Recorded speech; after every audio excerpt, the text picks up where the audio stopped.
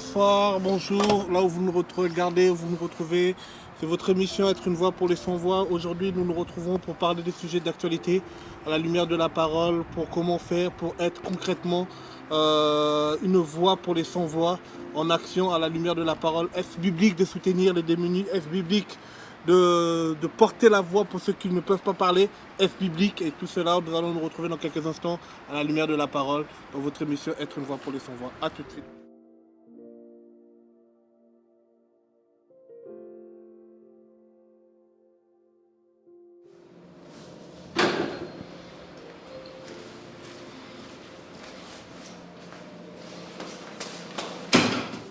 Bonsoir frères et sœurs, et puis comme je disais tantôt, vous êtes à votre émission Être une voix pour les sans-voix. Nous revoilà, nouvelle année, beaucoup de bonnes choses en tout cas, et par la grâce du Seigneur, nous allons encore nous revoir cette année 2018 pour parler un peu ensemble, dialoguer ensemble, partager ensemble, pousser des fois des cris ensemble par rapport à tous les fléaux qui touchent le monde.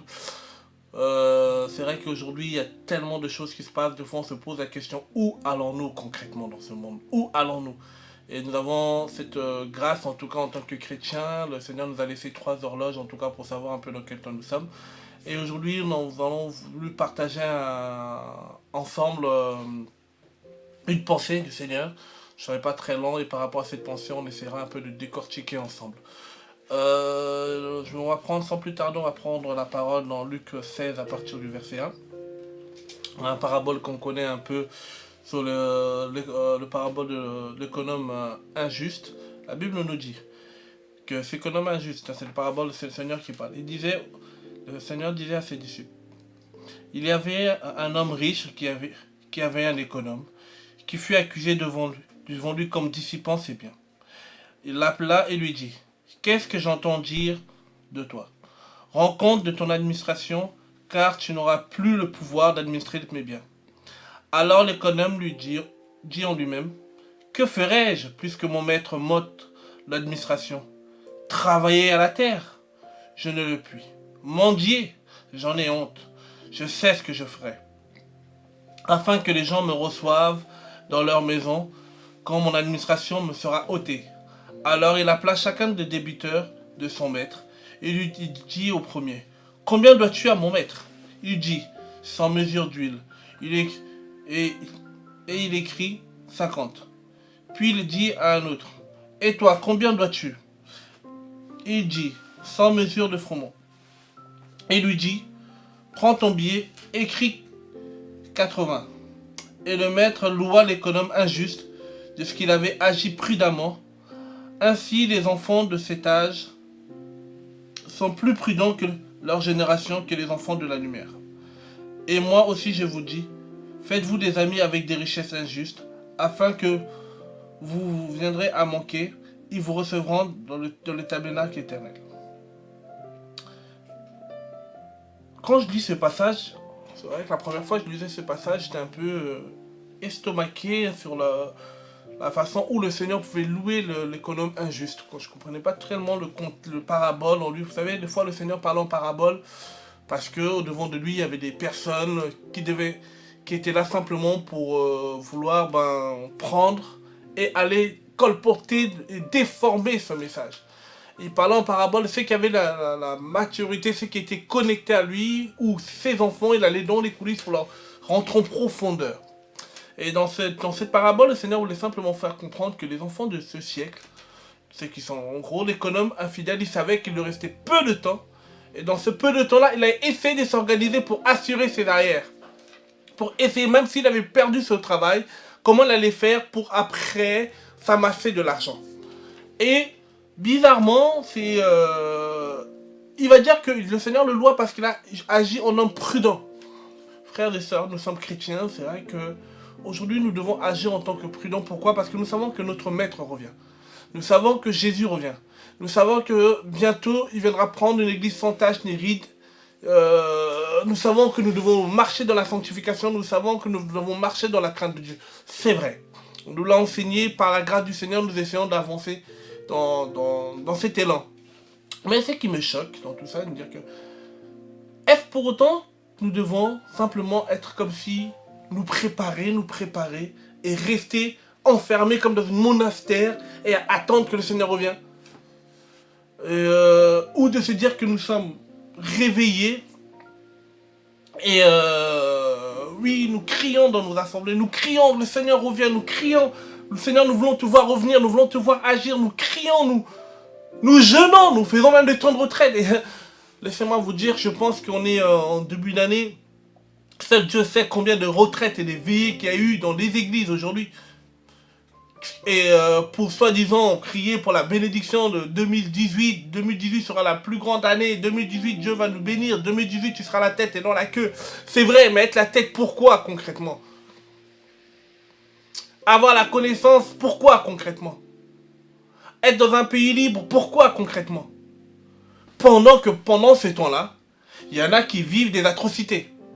Pendant ce même temps-là, il y en a qui vivent des violences inouïes. Il manque même deux mots. Et de cela, je voulais un peu prendre un exemple. C'est vrai que nous travaillons sur la solidarité internationale, ici et là-bas. Ici, voilà, là aujourd'hui, nous sommes dans le locaux de la Voix des Sans-Voix, qui, par la grâce du Seigneur, reçoivent les sans-abri. Il y a l'hébergement, il y a des opérations grand froid où il y a des sans-abri qui dorment ici, par la grâce du Seigneur. Il y a la restauration pour les sans-abri par la grâce du Seigneur. Il y a le suivi administratif et juridique des sans-abri pour les aider à la réinsertion par la grâce du Seigneur. Mais aujourd'hui, c'est vrai que je voulais plus parler de notre solidarité à l'extérieur. À l'extérieur, comme on peut travailler, ça peut être à la prison de la Maca en Côte d'Ivoire ou peut-être par rapport au Congo. Mais tiens, parlons de la RDC. Un sujet qui brûle en ce temps. Je pense que vous n'êtes pas sans le savoir que le 31, il y a eu une marche pacifique du comité qui voulait simplement dire non à l'injustice qui sévissait dans ce pays. Ils se sont rendus compte qu'à un moment ou l'autre, il fallait parler pour ceux parler pour les pauvres, parler pour les minorités, parler pour les personnes qui détiennent soi-disant des biens et qui ne veulent pas que la population, bien sûr, qui ne voit pas l'intérêt général. Et ce qui me pousse aujourd'hui, en tout cas, à faire cette émission, vous savez, je manque même les mots dans le sens où je dis dire, mais Seigneur, c'est pas possible. C'est pas possible que soi-disant nous qui devons nous préparer, nous que tu as donné des biens, nous que tu as donné la parole, nous que tu as donné, comment on appelle ça, la paix du cœur, nous que tu as donné, que tu nous as, ta première mission quand tu es venu, Seigneur. Si on peut prendre ce passage, je pense, dans Luc 4. Luc 4, le Seigneur, la première fois qu'il va rentrer dans le temple pour parler, dire quelle était sa mission sur la terre des hommes. Sa mission, ce n'était pas de faire des méga church. Sa mission, ce n'était pas d'avoir la plus grande assemblée de Jérusalem. Sa mission n'était pas de, comment on appelle ça, d'être le meilleur. Sa mission, c'était quoi la mission du Seigneur, frères et sœurs? Et pourquoi? Parce qu'on parle de se préparer. On parle de comment on appelle ça, de mettre les choses en place parce que bien sûr le maître revient. Mais s'il revient, qu'auras-tu fait concrètement avec les dons qu'il te donne, avec les talents qu'il te donne? Face à l'injustice, est-ce qu'on doit se taire? Par rapport à ce qui se passe à la RDC, aujourd'hui on parle de la RDC, demain on parlera d'un autre sujet, mais aujourd'hui on veut parler de sujets d'actualité. Et par travaillant dans ce pays, et étant aussi originaire de ce pays, on ne peut pas rester insensible. Parce que celui qui dit mot conçoit. C'est-à-dire que si on ne dit rien, c'est comme si on est tout à fait d'accord avec ce qui se passe. Mais personnellement, je ne suis pas d'accord. Et c'est pour cela que je viens me présenter au devant de vous, me dire non, je ne peux plus se taire. Et je parle d'abord aux chrétiens. Parce que le monde, les gens du monde, les politiciens, tout ce que vous voulez, ils seront jugés par rapport, la Bible nous dit dans Romains 2, chacun sera jugé par rapport à ce qu'il fait. Mais moi je viens avec les enfants de la lumière, parce que la Bible dit, les enfants de ce monde sont plus avisés que les enfants de la lumière.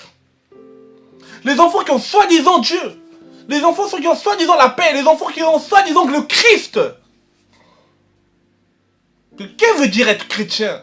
La première fois que comment on appelle ça, on a parlé de la Bible des chrétiens, c'est parce qu'ils avaient le comportement de Christ. Quel est le Christ compris, s'il vous plaît? Oh là là, quel est ce Seigneur qu'on présente aux nations? Quelle était la mission de cette personne que aujourd'hui nous suivons? Quelle était sa mission, frères et sœurs? Parlons peu, parlons bien. Quelle était sa mission, frères et sœurs? Qu'est-ce qu'il voulait? Pourquoi il est venu sur cette terre des hommes? Lui qui était là-haut, concrètement. Qu'est-ce qu'il a voulu faire? Qu'est-ce qu'il a voulu nous enseigner?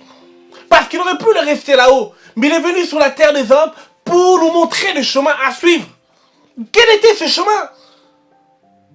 Mon Dieu, quel était ce chemin? Le chemin où on se comporte comme des...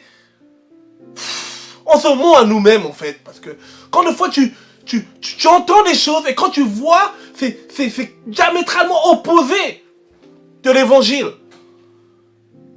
Il n'y a pas longtemps, j'interceptais encore un frère, j'ai dit, mais vraiment, le Seigneur Jésus est mort pour toi, pour ouvrir la porte de la voiture de ton pasteur. Je ne sais pas. Je ne sais pas, frère. Mais, je bénis Dieu parce qu'il y a toujours un reste. Je bénis Dieu parce que je sais que Dieu s'est toujours mis à part. Comme au temps d'âge, peut-être à un moment ou l'autre, on s'est endormi parce que les aléas de la vie font que... Mais à un moment ou l'autre, nous devons revenir à nous-mêmes. Revenir à notre propre la mission du Seigneur. Avant de prendre Luc 4, en cours de Luc 4, 16, j'ai un passage qui me vient. D'abord, on va partager dans Luc toujours. Dans Luc.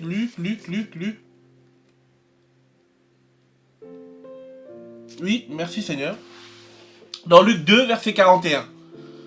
Qu'est-ce que la Bible dit? À un moment, je vais essayer d'aller plus vite. Vous prendrez le temps de lire Luc 2, verset 41 à 52. Frères et sœurs, qu'est-ce que la Bible dit? À un moment ou l'autre, le Seigneur va naître à Bethléem. L'Esprit était sur lui. Et quand il va naître à Bethléem, à un moment ou l'autre, comme toute année, ses parents se rendraient à Jérusalem pour au temple, tout ça, comme chaque année. Et en arrivant au temple, la Bible me dit que, dans verset 41, ses parents s'en allaient tous les ans à Jérusalem à la fête de la Pâque. Lorsqu'il fut âgé de 12 ans, ses parents montèrent à Jérusalem selon la coutume de la fête. Puis, je vais m'arrêter là un peu. Bon, aujourd'hui, les gens vont dans les églises, vont se rassembler le dimanche, qui n'est pas le jour du Seigneur, loin de là, mais simplement parce que on a plus de temps, les gens ne travaillent pas le dimanche, ils se retrouvent dans soi-disant bâtiment qu'on peut appeler église. Mais à un moment ou l'autre, on oublie qu'ils vont par coutume, par habitude. On va pour y aller. On oublie l'objectif, pourquoi on y va. Frère, si tu vas pour y aller, vaut mieux rester chez toi. Tu vas pour apaiser ta conscience, vaut mieux rester chez toi. Personne ne t'y oblige. Et à un moment ou l'autre, comme aussi les parents de Jésus allaient pour y aller, et à un moment ou l'autre, le Seigneur, la Bible dit à l'âge de 12 ans. À l'âge de 12 ans, il va aller dans le temple, il va réfuter les contradicteurs. À un moment ou l'autre, il va se perdre. La Bible dit, quand la Bible me dit quoi? Elle me dit que, puis quand le jour fut écoulé, ils se retournèrent, l'enfant Jésus resta à Jérusalem, et Joseph et sa mère ne s'en aperçurent pas. Mais croyant qu'il était avec les compagnons de voyage, ils marchèrent une journée, puis recherchèrent parmi leurs parents et parmi leurs connaissances. Et ne le trouvant pas, ils retournèrent à Jérusalem pour le chercher. Puis arrivé que le 3e jour, après, le trouvèrent dans le temple, assis au milieu des docteurs. Les écoutant et les interrogeant, tous ceux qui les attendaient s'étonnaient de la sagesse de ses réponses. Et quand ses parents le virent, ils furent saisis d'étonnement, et sa mère lui dit, mon enfant, pourquoi as-tu fait ainsi? Et quelle est la réponse du Seigneur? Le Seigneur va dire, il leur dit, pourquoi me cherchez-vous? Ne savez-vous pas qu'il faut que je m'occupe des affaires de mon père? À un moment ou l'autre, il ne voulait plus être dans la religion. À un moment ou l'autre, le Seigneur, à l'âge de 12 ans, il a compris, ok, c'est l'âge un peu de la... Je commence à avoir un peu, comment on appelle ça, de la conscience. L'âge de 12, un peu, c'est le chiffre de fondement. Il commençait maintenant à dire, ah, là, c'est le temps de poser un peu le fondement. Pourquoi on est là? Il ne venait pas pour voir la bonté du temple. À un moment là, tu te souviens, il devait faire un travail. Il ne devait plus rester inapte, il ne devait plus rester silencieux. Frères et sœurs, il devait parler. Réfuter les contradicteurs. Fermer la bouche des soi-disant docteurs. Il devait parler. T'as quel âge aujourd'hui dans le Seigneur? Il avait 12 ans. À 12 ans, il réfutait les contradicteurs. Toi, je ne sais pas combien d'années, je ne parle pas aux nouveaux convertis. Je parle de ceux qui connaissent le Seigneur. Je parle même aux jeunes. Vous allez dire, non, l'histoire de Jésus, c'est l'histoire de vieux camarades. Qui t'a dit qu'avec Jésus, il faut le servir quand tu auras 50 ans? Qui t'a dit? Ton maître, celui que tu suis dans la Bible, à l'âge de 12 ans, il prêchait. Et quand on reprend notre passage de base dans Luc 16, c'est que les enfants de ce siècle sont plus avisés que les enfants de la lumière. Les enfants de ce siècle vont marcher, ceux qu'on appelle soi-disant, ben oui, comme on dit, les païens, tout ce que vous voulez. Mais bizarrement, ils font plus d'actions que les enfants de la lumière. Reste à réfléchir. Eh mais je me dis, mais c'est pas possible. Tu regardes ça, tu ne dors plus, tu dis, mais c'est... je rêve ou quoi? Frères et sœurs. Alors que votre maître que vous suivez à l'âge de 12 ans, il fermait la bouche des contradicteurs, il allait, il parlait. On dit, oui, maintenant, oui, mais nous fait, il parlait des choses de la Bible. Oui, il parlait des choses de la Bible. Effectivement, il parlait des choses de la Bible. Quelle était la mission de notre Seigneur? Et là, on va le voir. Et la Bible dit qu'il croissait en sagesse devant Dieu et devant les hommes. Aujourd'hui, non, les gens, ils sont dans leur péché. Ils veulent pas vivre Dieu. Ils préfèrent venir pour pointer les meufs dans les assemblées, soi-disant. Ils préfèrent venir pour montrer, m'as-tu vu? Ils préfèrent venir dans leur costard. Que Dieu nous aide. Je manque les mots. Mais à cause des frères, je vais parler au nom de Jésus. Je manque de mots par rapport à leur péché. Mais je dis, Seigneur, c'est pas possible. À un moment là, je me dis, Seigneur, je vais plus parler parce que j'en peux plus, j'en peux plus. Tout ce qu'on voit, on dit, mais c'est pas possible. Je dis, non. Il y a quand même un reste qui sont endormis. Et c'est pour eux qu'on va parler, frère. C'est pour vous qu'on vient. Réveille-toi, s'il te plaît. Ton maître n'était pas endormi. Vous qui êtes au Congo, vous qui êtes même peut-être la diaspora ici en France. Arrêtons de dormir, frères et sœurs. Je parle aux jeunes chrétiens d'abord. Chrétiens. Ça danse découpé décalé à l'église. Ça se pavonne. Ça vit leur vie. Ça fait des coupes. Tu dis, mais Seigneur, mais c'est... Même un païen, quand il les voit, il est choqué. Quelqu'un qui, soi-disant, qui ne connaît pas Dieu. Plus de modèle de Christ à dire, non, il faut vivre selon... Hey, arrêtons de nous mentir à nous-mêmes, s'il vous plaît. L'heure est grave. Si le maître revient, que as-tu fait concrètement?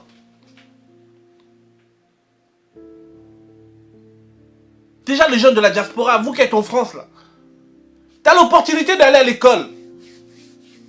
Toi, ton imagination est devenue comme ton pasteur.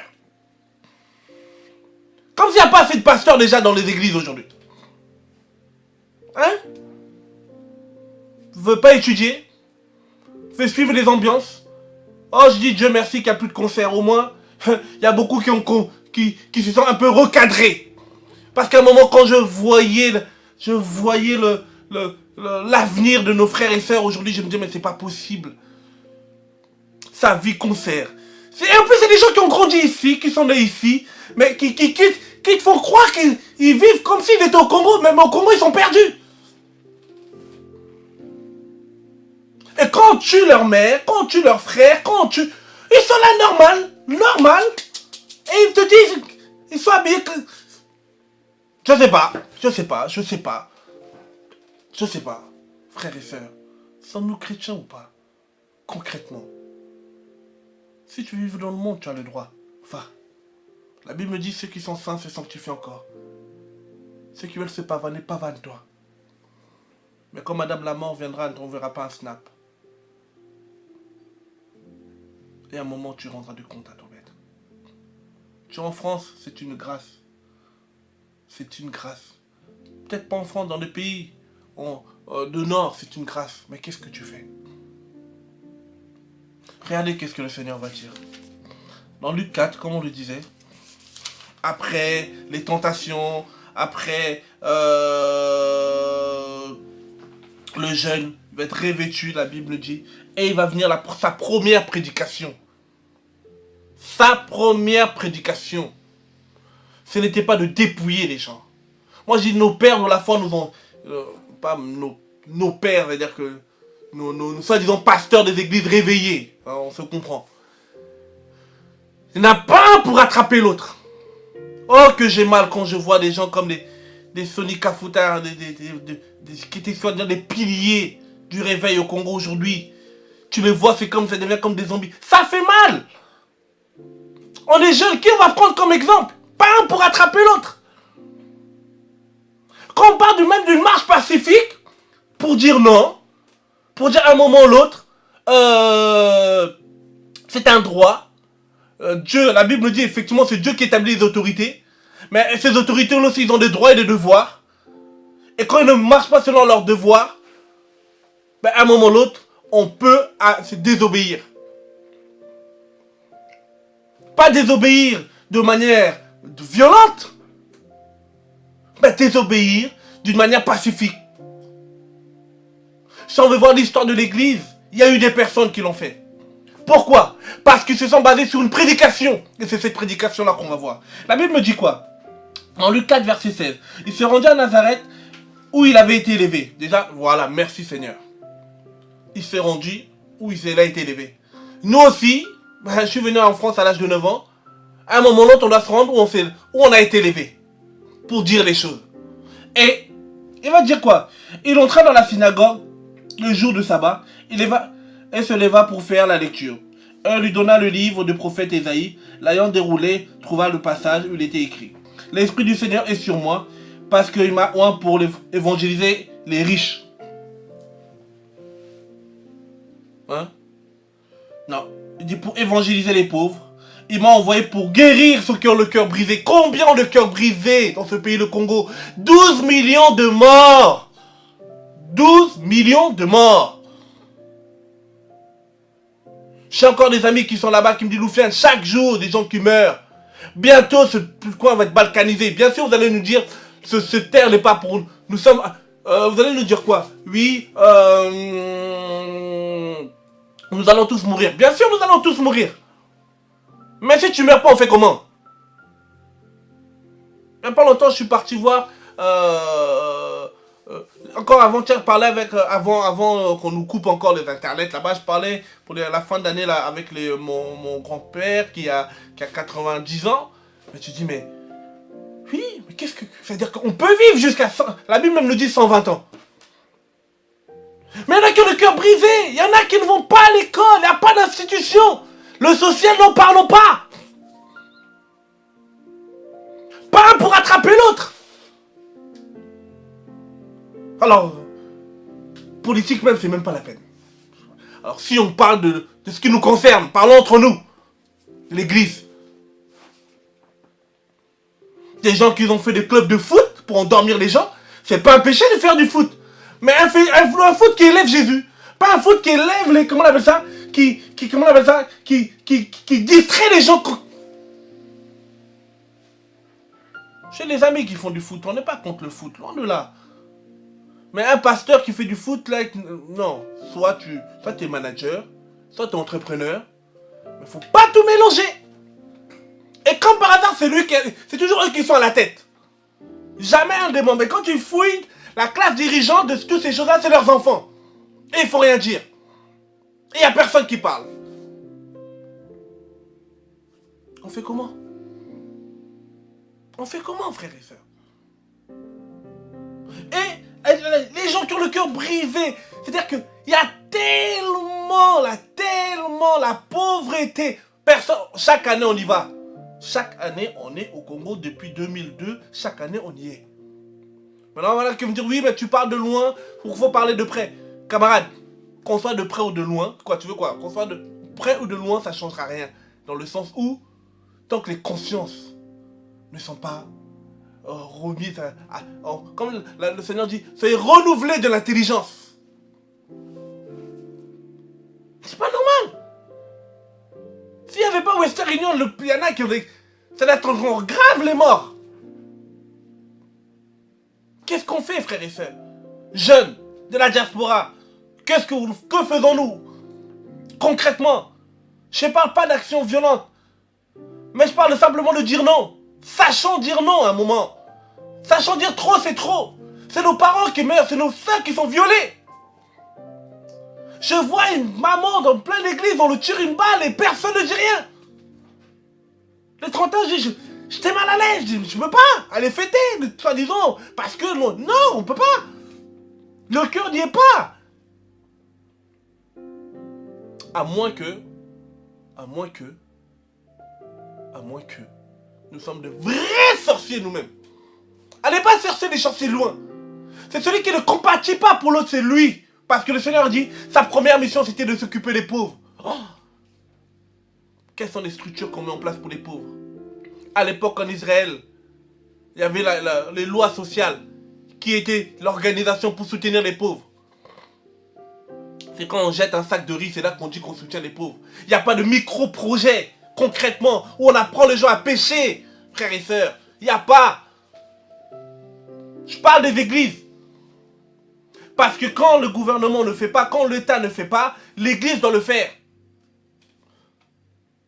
Parce que toutes les structures sociales, même ici en France, ça soit la CAF, si on veut parler de la CAF, la sécurité sociale, leur fonctionnement, vous allez le voir, c'est le fonctionnement qu'avaient les enfants des juifs où beaucoup de gens économisaient, ou même on parlait de je ne vais pas encore rentrer dans ces trucs, dans ce thème, sur la dîme des pauvres. Où on s'est de s'organiser pour pas que les pauvres subissent chez nous. Et quand tu vois des églises à 10 000 personnes, quand tu vois des aéroports, tu vois leur train de vie, et ils viennent en France bavaner, nous montrer qu'ils ont l'argent. Et ils disent même pas un mot. Conscientiser les frères et sœurs de leurs assemblées que le pays va mal. Qu'est-ce qu'on fait? De dire simplement, on ne veut plus, ce fonctionnement-là. Faut que ça change. Et les secours ne viendront pas de qui que ce soit si ce n'est que des personnes qui se sentent concernées concrètement. Chacun à son niveau. Même avec ton WhatsApp, tu peux t'organiser. Te dire non. Et la mission du Seigneur, c'était quoi encore? Il dit, il m'a envoyé pour guérir, bien sûr, ceux qui ont le cœur brisé, pour proclamer aux captifs la délivrance. Il y a trop de captifs au Congo. Des familles, je me rappelle à chaque fois, je pleure. On dit pourquoi, mais tu pleures. Tu pleures. Et Dieu seul sait les opportunités qu'on peut avoir dans ce pays. Même c'est parce qu'on ne veut pas se corrompre.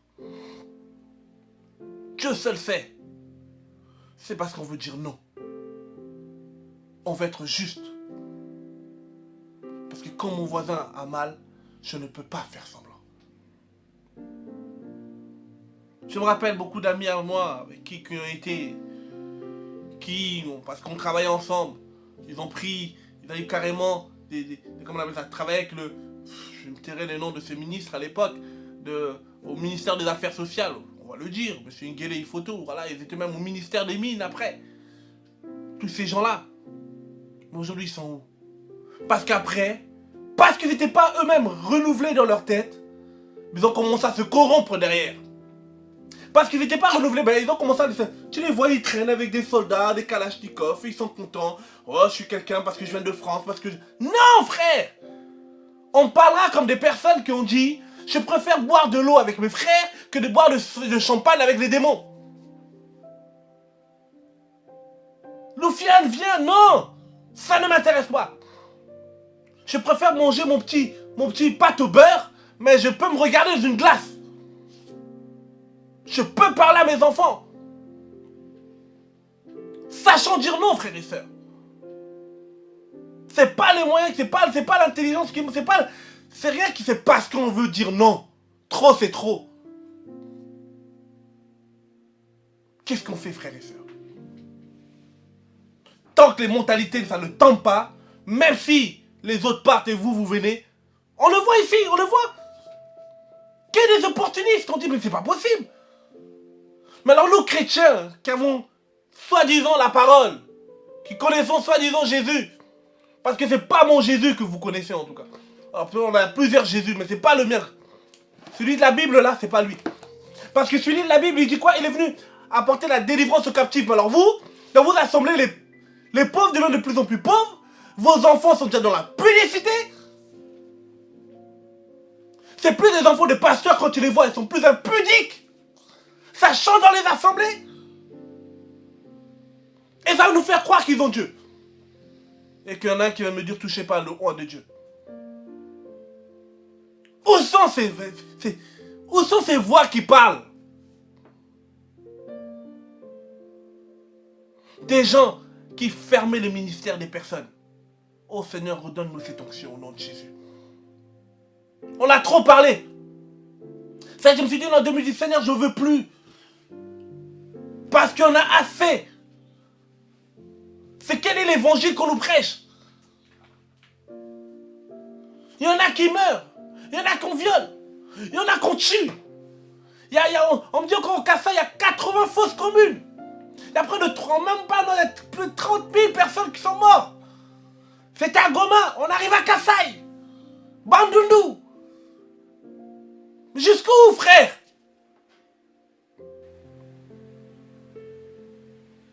Et on en pleure. Trop, c'est trop. À chacun de prendre sa responsabilité. Moi, Loufiane, en tant que chrétien, je dis non. Et on se battra. Avec la parole. Pacifiquement. On ne fermera pas les yeux. Et on lui dira haut et fort. Justice. Plus de justice sociale. Plus l'accès à l'éducation. Qu'on paye des profs. Changement de mentalité. Nous avons l'opportunité d'être ici. Allons à l'école. Instruisons-nous. Connaissons les choses. Et s'il faut repartir, donner un peu de connaissance à ceux qui sont dans le besoin, faisons-le. Mais nous ne pouvons pas rester en bas. Changeons nous-mêmes personnellement de mentalité. Changeons nous-mêmes personnellement de mentalité. Sans compromis. Sans... Je sais pas. Mais ça fait mal. Mal. Tous ces enfants qui meurent. Ces femmes violées. Ces enfants qu'on les vend. Sans parler de vente d'organes. Mais dans quel monde vivons-nous, frères et sœurs? Et ça parle de chez vous. Et on se dit Congolais. Et on se dit Congolais. Et on se dit Congolais. Et encore, on se dit chrétien. Non. Moi, Loufiane, jeune Congolais, chrétien, je dis non. Qu'on ne nous mélange pas avec toutes ces églises de réveil, soi-disant réveil. Avec tous ces pasteurs escrocs impudiques. Tous ces jeunes qui suivent bêtement. Je sais qu'il y a un reste. Il y a une génération qui se lève dans le secret. Il y a une génération qui se prépare dans le secret pour élever le nom de Jésus. Il y a une génération qui se prépare. Comme la Bible nous dit dans Actes, quand l'apôtre Paul est parti voir ce gouverneur, Félix. La Bible est claire. Il a parlé de ce qui est justice, de ce qui est la maîtrise de soi et de ce qui est du jugement. Devant les autorités, on parlera de Jésus. Et au-delà de parler de lui, on essaiera, par la grâce du Seigneur, de démontrer que ce Jésus, ce n'est pas celui que les gens disent. Notre Jésus a soutenu les pauvres, a parlé pour les démunis, est parti libérer les captifs. C'est de ce Jésus-là que nous voulons parler. C'est Jésus-là qui disait, allez dire à ce renard, il me reste encore peu de temps. Je dois faire ce que je dois faire. C'est Jésus à l'âge de 12 ans, il ne fermait pas sa bouche. Si tu ne fais pas, c'est pas grave. Chacun rendra compte. Chacun rendra compte. L'histoire ne s'écrit pas demain, s'écrit aujourd'hui. Que faisons-nous? On ne peut plus fermer les yeux. 12 millions de morts. Ça ne vous fait rien? Ça ne vous fait rien. On est en train d'exterminer. Et un jour, vous allez vous réveiller. Vous allez aller travailler. Dire que ramenez vos enfants vers vos origines. Il n'y aura plus de place. Avant l'heure, c'est l'heure. Après l'heure, c'est plus l'heure. Je vous en prie, jeunesse, levons-nous. Jeunesse chrétienne, levons-nous. Levons-nous. Il y a des gens comme les Rosa Parks. Elle a pu, pendant les droits civiques aux États-Unis, dire non. Elle a su dire non. Des Martin Luther King, ils ont su dire non. Je vous parle des chrétiens. Et qui ont dit non pacifiquement. Ils ont retenu les résultats. On peut dire non pacifiquement. Peu importe où tu es. Oui, on a assez prié. On a trop prié. Le Seigneur nous demande simplement de dire non. Lève ta voix. Ouvre la bouche pour ceux qui sont démunis. Ouvre la bouche pour ceux qui ne peuvent pas. Question de dignité. C'est question de parler comme notre Seigneur a parlé. Ça, c'est Jésus. Jésus n'a pas été corrompu. Et j'interpelle tous les jeunes chrétiens dans le monde, d'origine congolaise ou ceux qui sentent que tout cela doit s'arrêter. 12 millions de morts, ça suffit. Ce n'est pas un slogan, c'est une réalité. Là encore, on va envoyer des missionnaires au niveau de Kassai pour aller soutenir les familles dans des micro-projets, dans des camps. On l'a fait, on le fera encore. Mais au-delà de ça, simplement notre voix, sachant dire non. On peut s'organiser par les réseaux sociaux. Au lieu de faire tes stars, tu peux envoyer un message. Simplement de dire non. Organisons-nous. Organisons-nous. C'est possible. Je le crois au nom de Jésus. Qu'on ne nous mette pas avec tous ces charlatans, qu'on ne nous mette pas dans le camp de tous ces faux, qu'on ne nous mette pas dans le camp de tous ces escrocs qui ne font que manger dans le noir. Je me dis, Seigneur, on retourne. Il y a eu un réveil dans les années 80 au Congo, où ces églises sont venues. Aujourd'hui, ils sont plus qu'endormis. Et c'est soi-disant ceux qu'on traite des religieux, c'est eux qui se lèvent. Je dis, mais c'est le monde à l'envers. Ben oui, quand il n'y a plus Dieu, Dieu suscite encore d'autres personnes. Que Dieu nous aide. Que Dieu nous aide, frères et sœurs. Jeunes chrétiens, on peut dire non aux injustices dans le monde. C'est tout ce que je voulais vous partager aujourd'hui. De dire que, organisons-nous. Il y en a, ils savaient que c'était bientôt la fin, ils s'est organisé.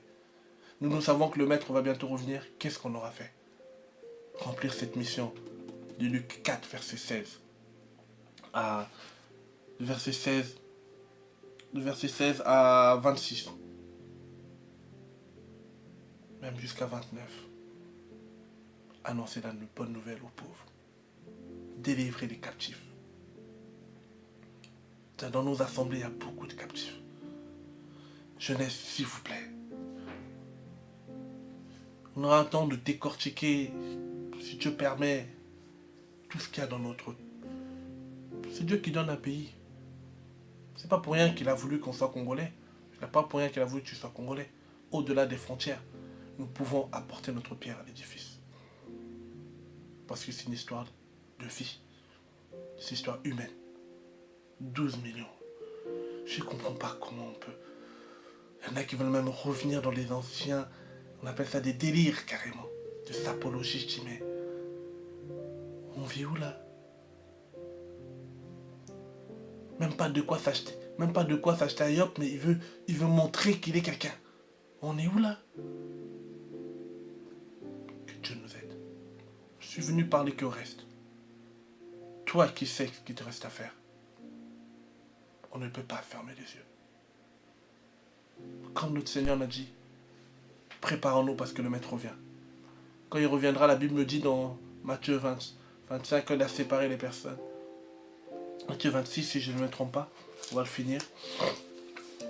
Matthieu 26, qu'est-ce que le Seigneur va dire quand il va récompenser les personnes au jugement dernier? Matthieu 26.